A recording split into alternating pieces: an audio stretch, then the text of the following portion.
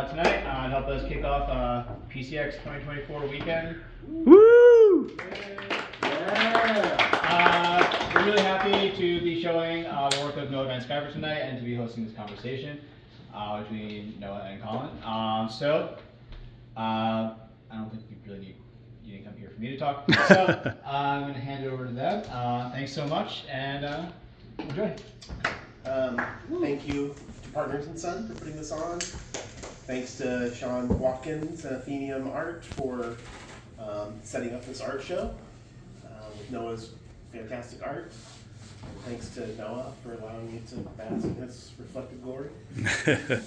We'll keep this casual. We'll just do some questions, and then eventually, if anybody has something they want to ask, we can do that. If not, then you don't have to. And Noah can sell some books, hopefully, and maybe sign some books, sketching some books. You started out wanting to be a painter.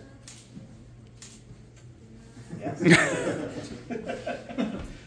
So, how does it feel to have a show, even though it isn't a bunch of abstract paintings? It'll do. Okay.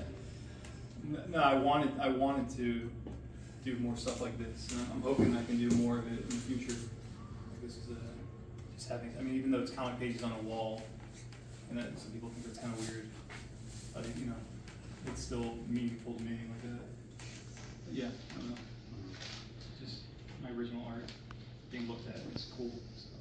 What was the selection process for the stuff you picked out? I just kind of looked. I mean, there really wasn't I just looked through my flat files and was like, oh yeah, I like that one. Oh yeah, I like that one. And some of the stuff was just never published. Like this, I've never done anything with that. And like Billy the Preserver, that was from a story that I never finished. So it was just stuff that I happened to still have that I thought was interesting enough that would, work on a wall that somebody could look at. I mean, and some of it was from Sean, right? Like I think Sean. Some of the stuff was not my choice, but Sean's. Sure. You do have art for sale through Sean and AtheniumComicArt.com plug, but some of these pieces are things you don't want to sell. Yeah. What goes into that calculus? What makes you decide? It depends on like how personal it is. Like the page Remy, I won't sell that one because that's a story about the birth of my first son. So I don't. That's a very personal one that I want to keep on. That's a little standout. Yeah. I don't really remember which stuff that I picked and which stuff that Sean. I don't remember, but I think it's like it depends on like how personal it was to me to work on it or something. That's what makes me decide if I want to hang on to it. The rest of it, I don't think anybody can have it. For a price. Yeah, for a price. Yeah. What kind of percentage do you think you decide you want to hang on to total? Not very much. Yeah, I get rid of most. I know it's, like going to Charles, seeing how much stuff Charles has. Or like, I remember Eric Reynolds at Fantagraphics told me like, don't sell that much of your work. Like you have to invest in yourself, But I don't really, like a lot of it I'm just like, I'm happy if somebody else wants it. I'm happy enough to just send it out to them. Because I only have so much room in my flat files. So. Well, your kids are trying to eat. Well, that too, yeah. Responsibilities, yeah.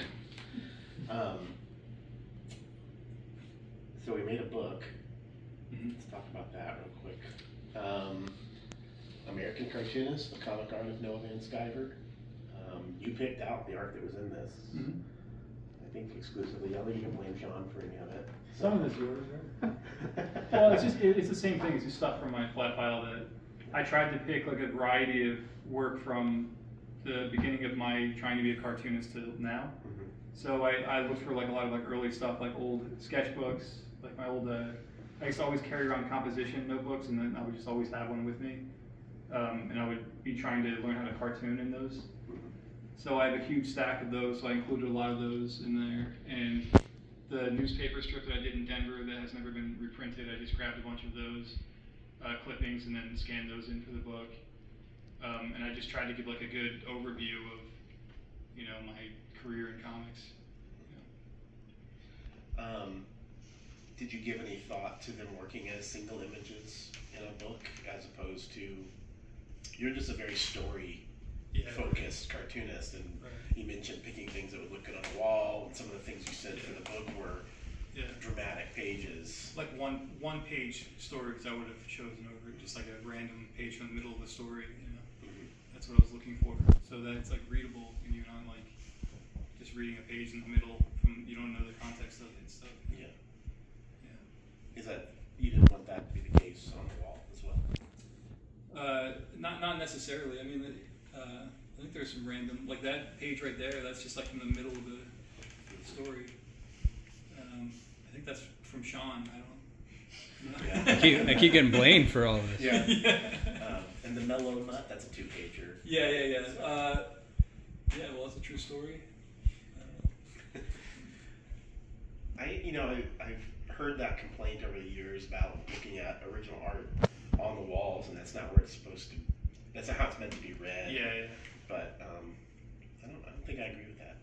As someone who collects original art, I don't agree with it either. But I've heard that complaint enough that it's like in my head. You know? Like this isn't supposed to be on a wall. It's supposed to be printed. Like that's the final art is that when it's printed. You know, I've heard that a lot. So. Yeah, that's the Crumb. Is that what Crumb said? I think that's. Yeah. So yeah. I mean, I don't know if I agree with it, but it's in my head. So it makes me insecure enough that. If you do more of this kind of thing in the future, how much thought would you get into that? I mean, well, I don't want to. I would much rather just have somebody pick for me than have me decide, like, you know, oh, this one's good, because you know, I don't know. There might be other stuff in my files that people would think would be better than the stuff that I would pick. Would you ever want to exhibit an entire story altogether? Yeah, definitely. Yeah. I mean, I saw, I don't know, I'm sure probably several people may have seen the Crown exhibit with the Genesis book. Yeah, I went and saw that. And being able to see all of that together was... That was amazing. Yeah, it was. Yeah, that'd be cool to do something like that. I know most people aren't going to get 200 spots on a wall. But... Yeah. So this is the first, you've had a couple sketchbooks published, right? A couple from Kilgore, and then one from Fantagraphics Underground. But this is the first quote-unquote art book. Right. Yeah. Was that something you wanted? Sure. Yeah. Well, I mean, obviously, I like publishing. Like, I have a huge stack of books. You know, it's like I don't know. Like, I like making books. So, yeah, it's thrilling. You know, and this is the first time I've actually seen it. I've only seen it online, so it's great. Yeah, it's great just to see it. I didn't know that. Yeah, until today. You know, Sean, once again, is the guy who's been bogarting all the books.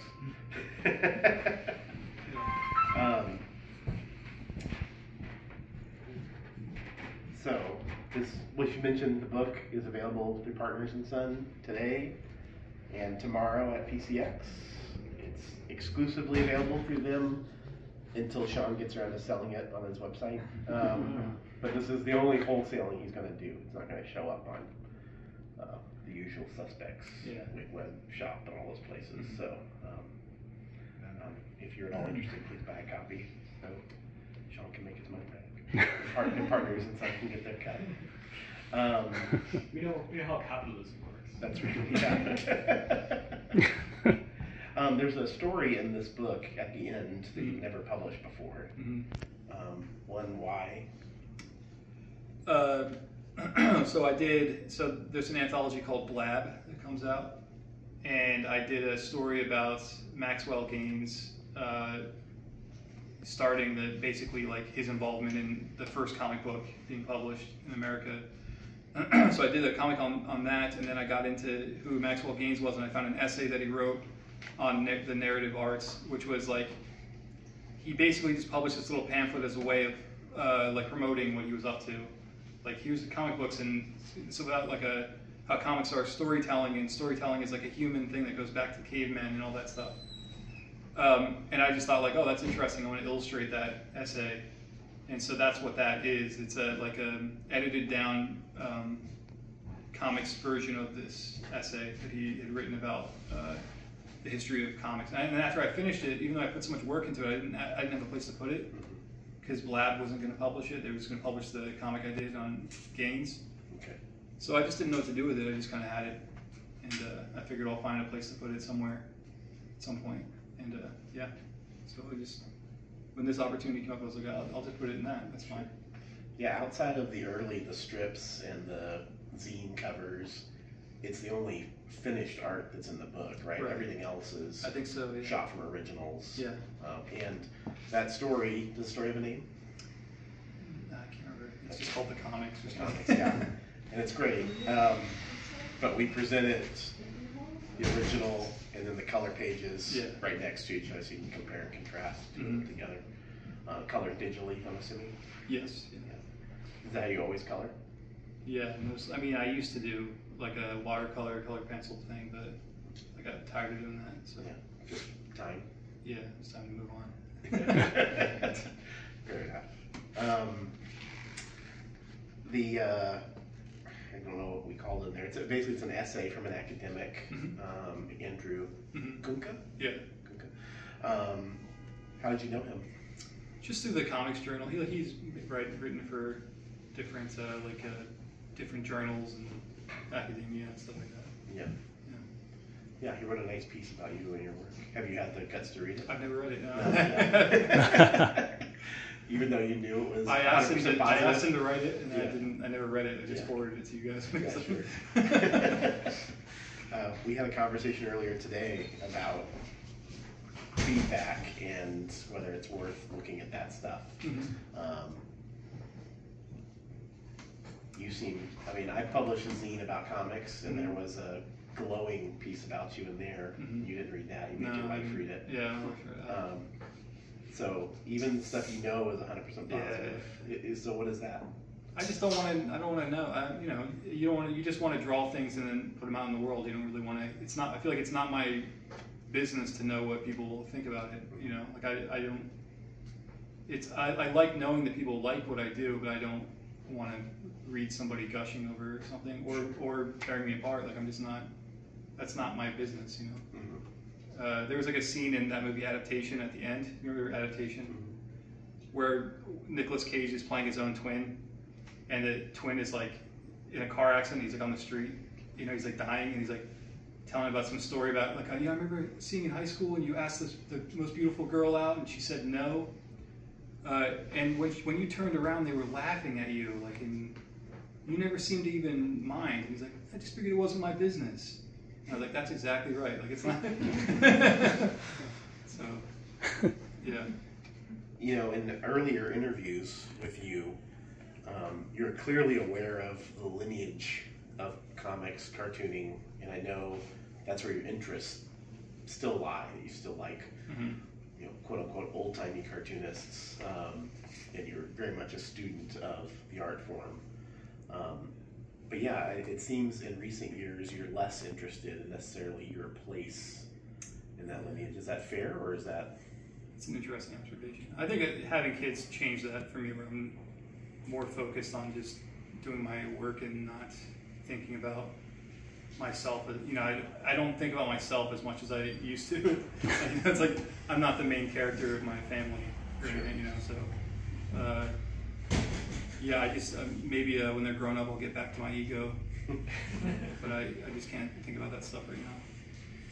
But I still love old comics. I still read them. You know, so. Yeah, I just wondered if the economic calculus had changed your priorities. Yeah, for sure. Instead of trying to achieve the glory of. Yeah. You know. I was just, who's going to pay me? It's a different kind of glory. It's still glorious. I did a little interview with Noah for this book, and the word Americana gets thrown around a bit, and we addressed your interest in American history. So, I mean, obviously, you can buy the book and read the interview, but you want to talk a little bit about? Well, just being here is a good example, like being in Philadelphia and walking around. Like we were walking down the street, and there's just a cemetery that's like, Ben Franklin's buried here.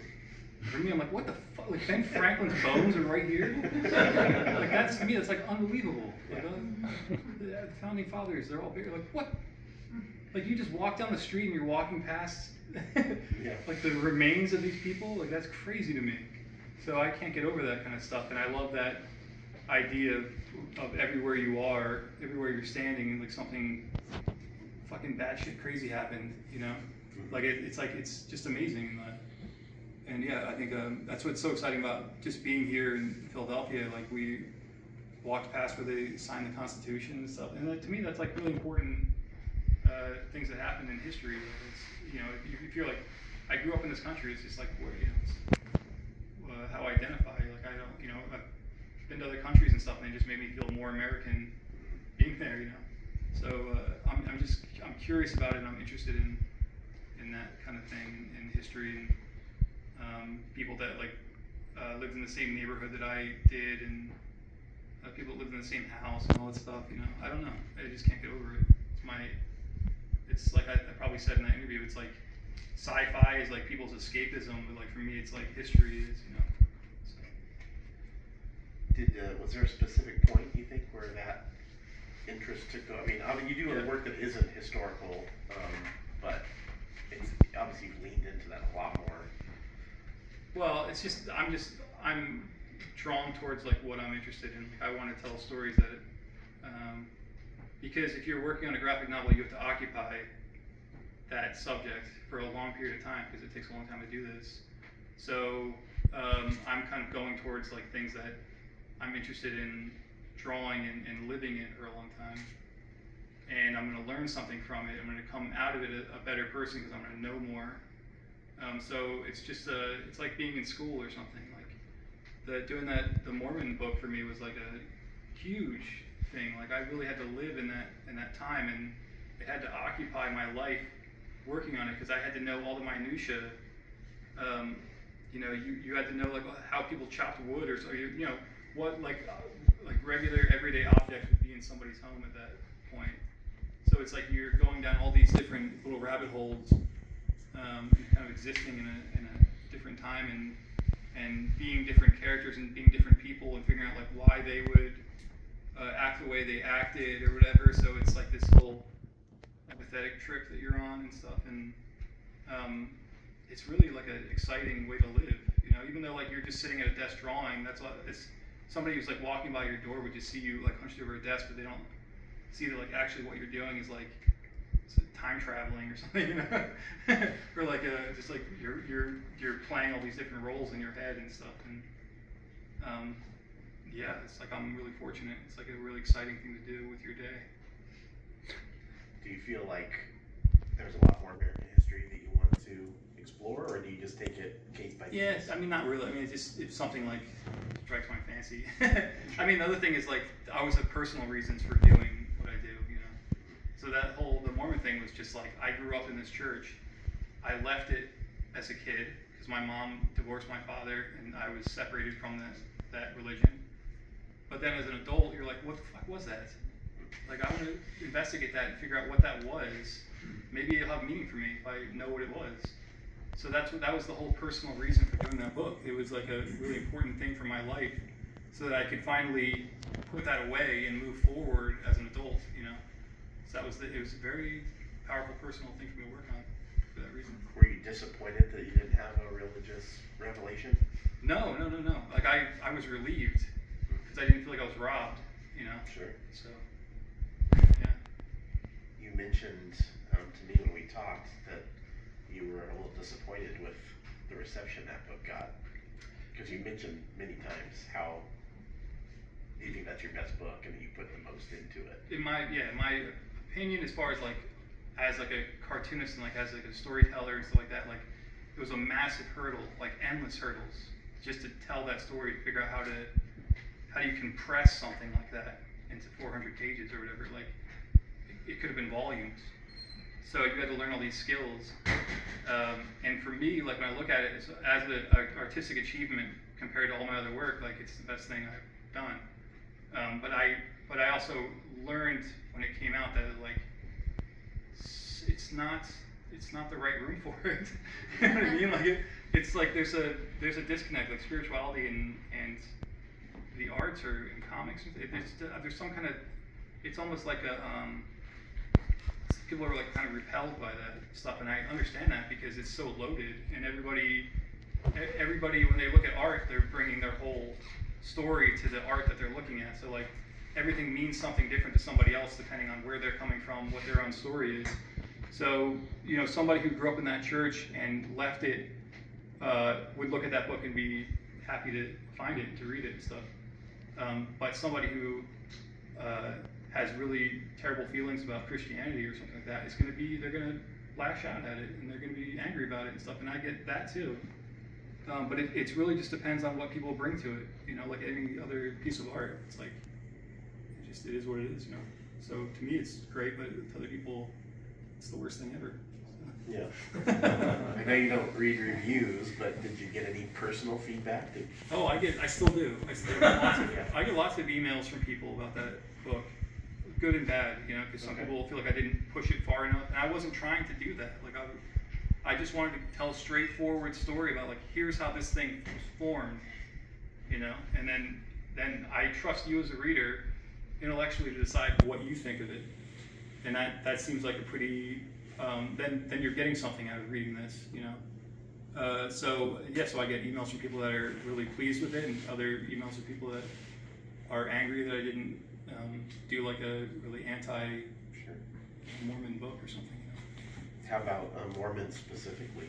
Yeah, same. I get a lot of young women in the church write to me, and they love that book because I paid special attention to Joseph Smith's wife's story and like what she would have going through, and a lot of their literature doesn't. They don't even talk about her. So they are really happy about that, and then I get men that are in the church that bought it thinking it was going to be some uplifting, reverential thing, and then they're pissed off at me that I talked about it, you know, that I portrayed how the Book of Mormon was actually created, or that I talked about the affairs that he had, you know, like a polygamy and stuff like that, and they don't want those things represented, and they're pissed off that I did that. Yeah. So. Did you get any official reaction? No. Yeah. I didn't. But BYU was interested. Yeah, but they were interested in having it as something that was going to be high profile enough in comics that the artwork, they wanted to have the artwork for people to write about, basically, to keep it in one place. But they weren't fans of it, you know. And I think that's a problem with that. When that happened, like, the editor of that book wrote that on the inside cover, like, and it made it seem like this is like some official church book, but it's not at all. And the book wrecked I was like so close to like having a good relationship with my father, who's still in the church. And when that book came out, that was the nail in the coffin for that. So, but you know, but it was still worth doing for me. Has your father read it? Has he read it? Yeah. Oh yes. Yeah. He was very embarrassed and angry about it. So. But did he think it was inaccurate? He thinks I'm spreading lies. I'm not. There's no lies in the book, but because it's stuff that he disagrees with, you know, stuff that if you're in a church that you're like that, it's like almost like a cult where there's like somebody like a prophet. You can't have anything bad being portrayed about that, even though it's stuff's all documented. So, yeah. Did you have any trepidation about selling the art to BYU, knowing that it would kind of go into the vault a little bit? No, I was happy to get rid of it. Okay. You know, I just wanted to move on, and yeah. You know, I mean, it was a huge pile of work, and that book was scratching an itch, and then after that, I didn't want to think about it. I just wanted to move forward. Did they take all the production art as well? Yeah, they have all the notes, So they have all the study material, every book that I read and wrote in and stuff. They have all of it. It's all there. And it's underground, like in a deep vault, so if like Planet of the Apes happens, I know that like my work is still going to be underground in Utah. Well, that's got to be comforting on a certain level. It is, yeah, it's good. I mean, it's safe there. It's going to be there. Is it accessible? Like an academic Yeah. wants to go Anybody wanted to go there and look at it, they'll let you. You can go down there. Look at it. You have to wear gloves, but yeah, it's like the Billy Island, but. But just for Noah. Yeah. Is it the same kind of vault as Billy Ireland? Because that's no, it goes underground. I don't know the Billy Ireland one The doesn't. Billy Ireland one, they always say, this is the same vault that the CIA and the FBI keep Oh, the really? world's most dangerous weapons in, right?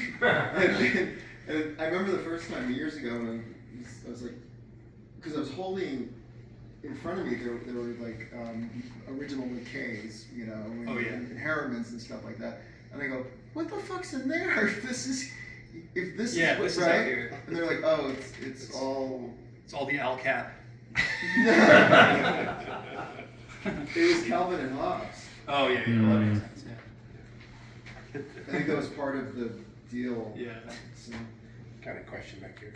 Yeah, can you talk a little bit about sort of tackling these very larger than life subjects, but also wanting to ground them in reality, like the tangible effects of woodcutting in the Paul Bunyan comic, and you know, like you said, the documented warts of the Joseph Smith story and stuff like that.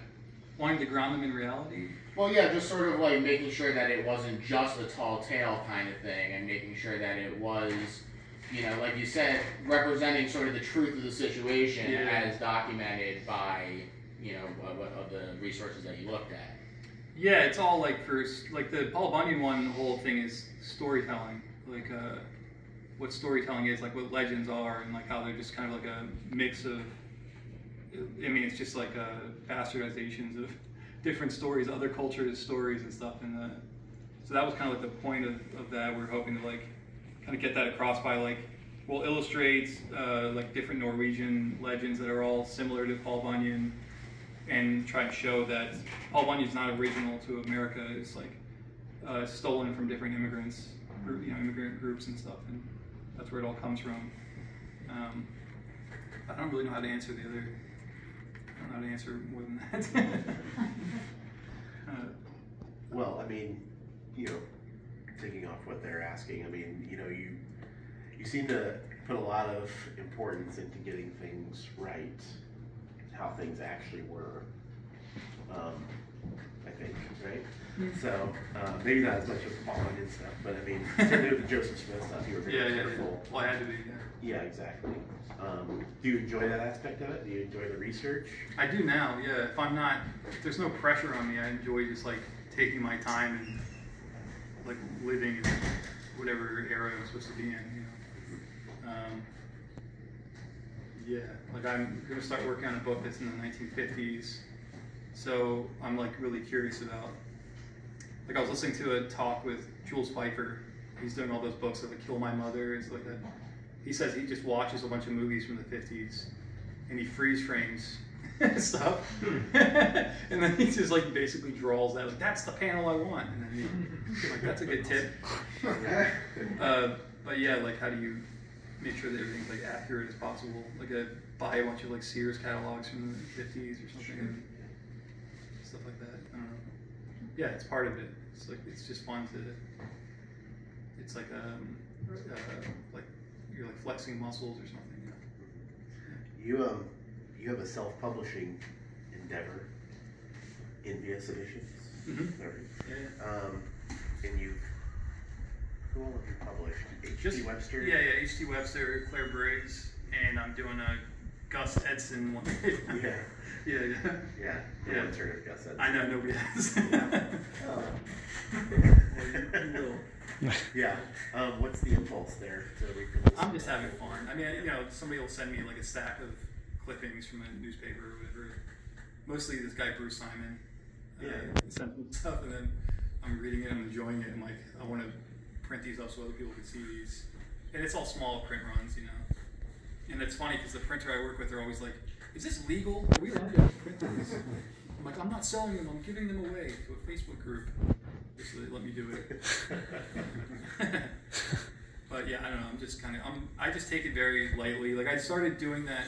I started self-publishing my comics again during the pandemic because there was all this panic that like publishers were all going to go out of business and stuff, and I got really freaked out.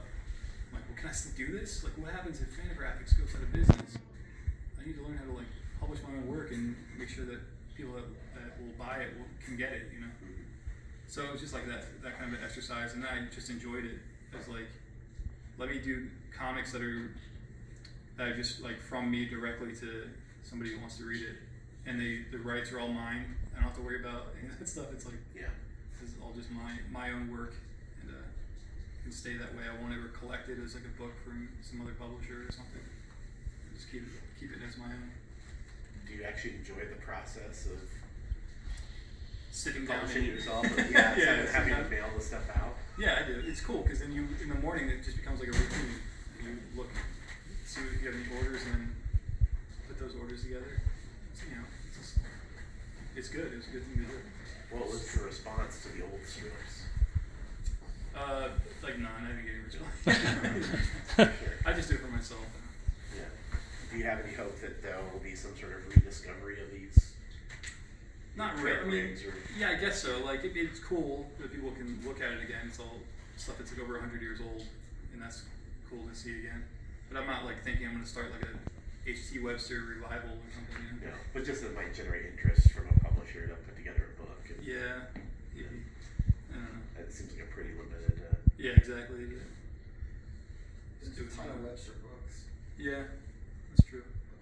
Yeah. I mean, all of those. But they're all great. I mean, They're all amazing, yeah. Yeah, it's funny stuff. Yeah, there seemed to be a period where Fantagraphics and Front of Quarterly were putting out A.B. Frost. And Yeah. I love that. But that seems to have faded out. It's just, I'm basically just doing these for Warren Bernard.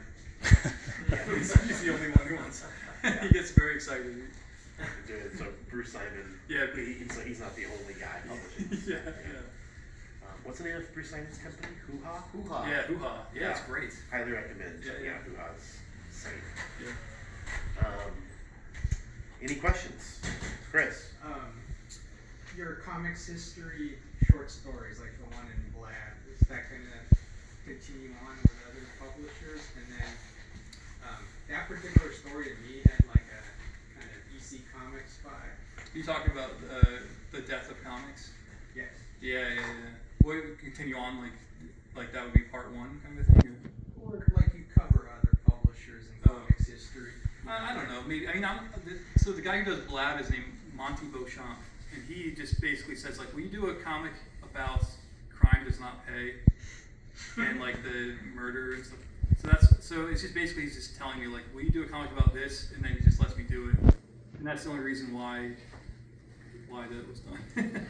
But hadn't you done another short story, probably like in Now, that was like kind of comics history? I don't remember if I did. I did like a werewolf comic.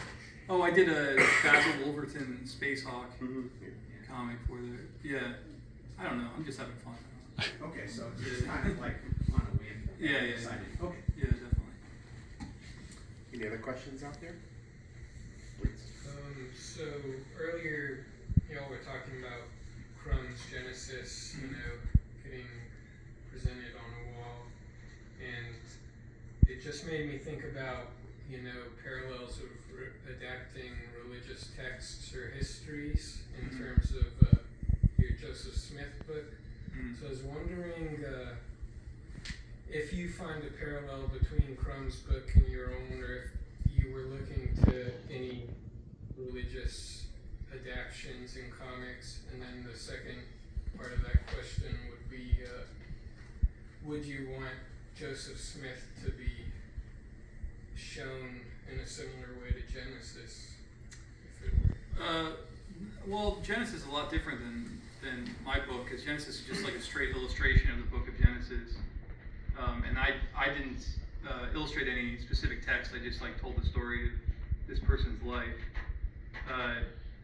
So it's different. The only similarity is that they're religious, but like having them all displayed in one place, I don't know. I mean, not really at this point. Like I've kind of moved on. I did that book because I needed to do it, and then now it's done, and I don't really think about it. I just kind of whatever's next, whatever I'm happy to be working on now.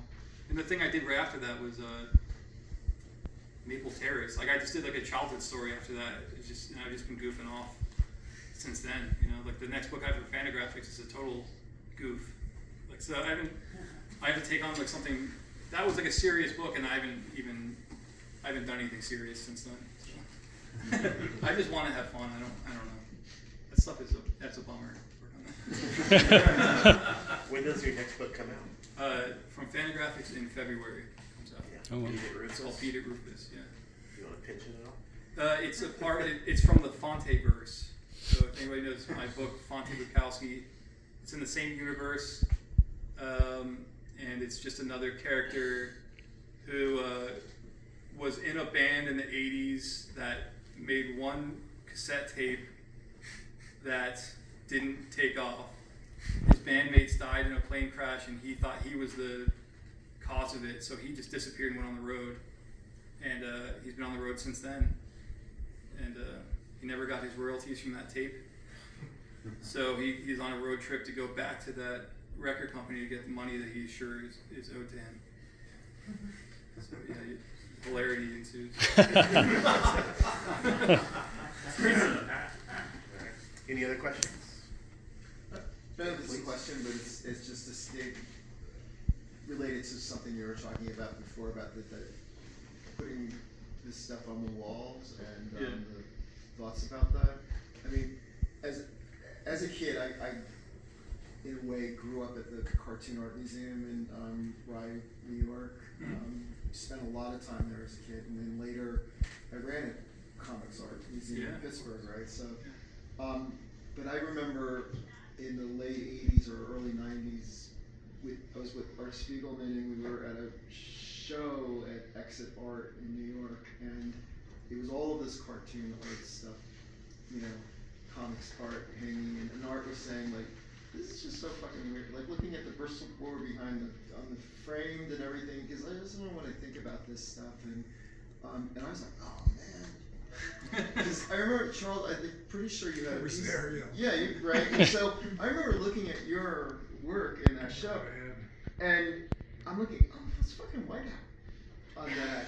And like when you see it printed, right, it's perfect, right, the way that it should look, right?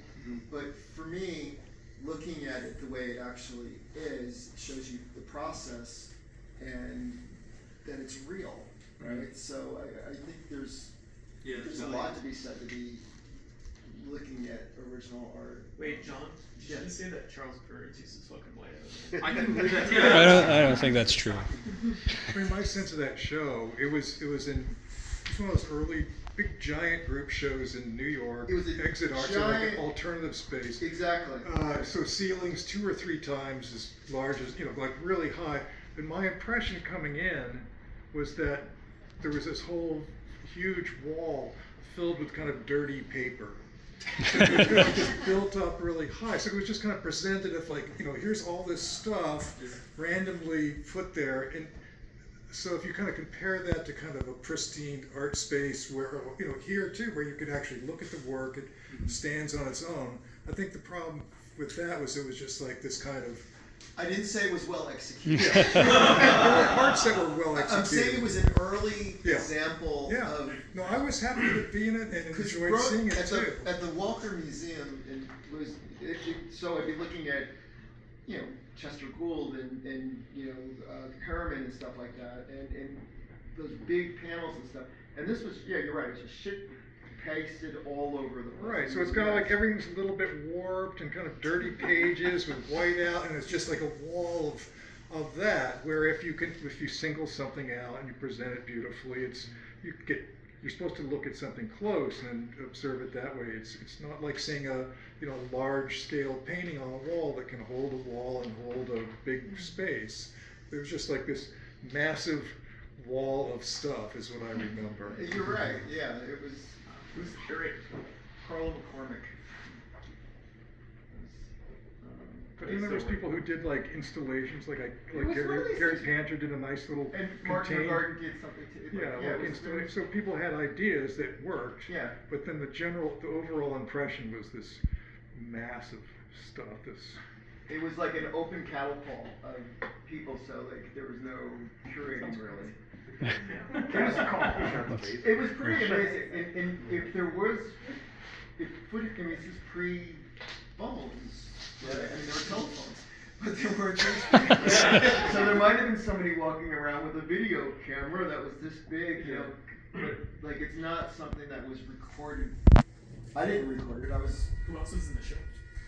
Everybody. A huge amount. I mean, it was a massive show, and it was 200 people in it. And people that you probably have never heard of since, but a real range of people who were kind of on the periphery, or it was like very inclusive shows. I remember. It was at a point where the comic scene and the avant-garde art scene of the Lower East Side were so like, and I would say that Gary was probably right there in the middle of all of that. Right, it's a kind of cross-pollination of the things that were going on in New York at that time, and like, oh, here's this, let's have a comic show. What is that? So here's all the possibilities. And that was only a couple of years after the High-Low show at MoMA, right? Which was another mess in a way, but it was all new, right? Like now there's plenty of shows of people's work. We're here tonight, like looking at this, and it's amazing. This never would have happened back then. So it's progress, and it's a great conversation and debate to be having, though.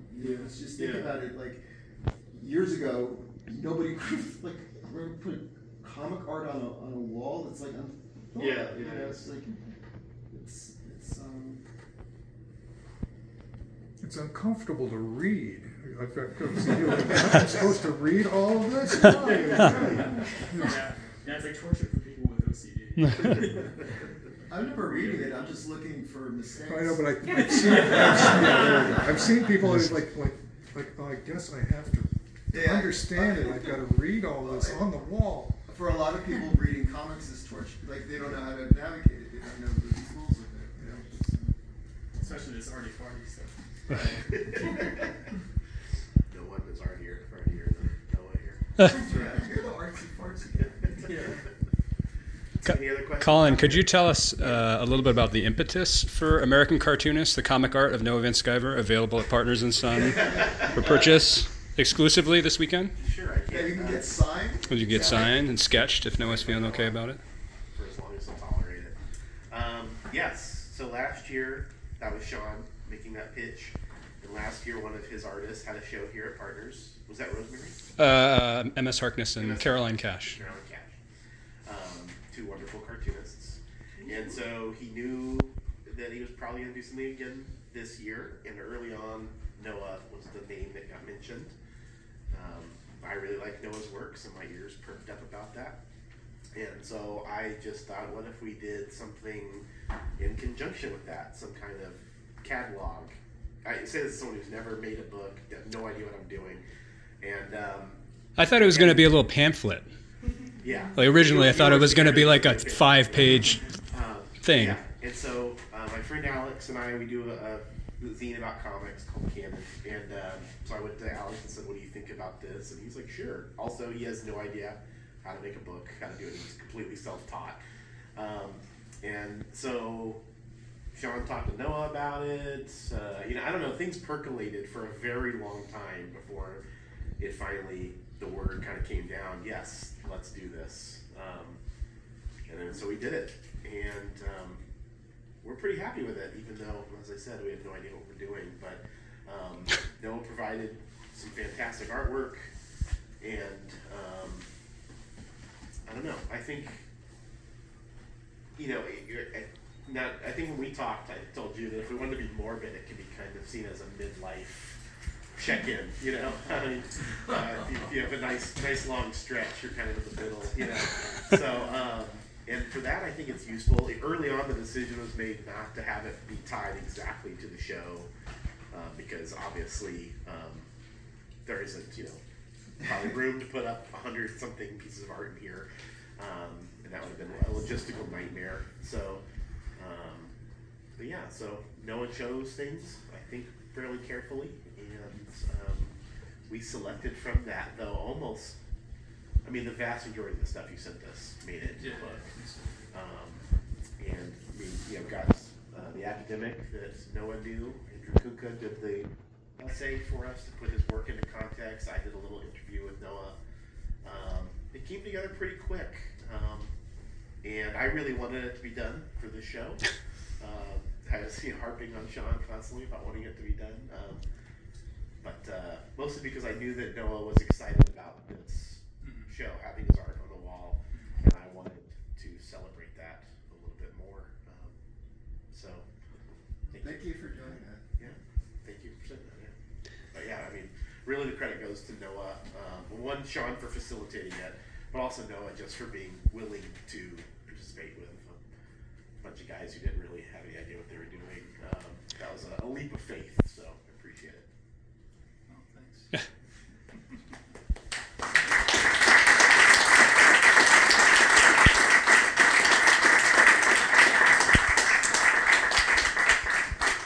Noah will not be at the show tomorrow. Oh. So if you want to You get gotta- something signed by him, now's the time to do it. Yeah.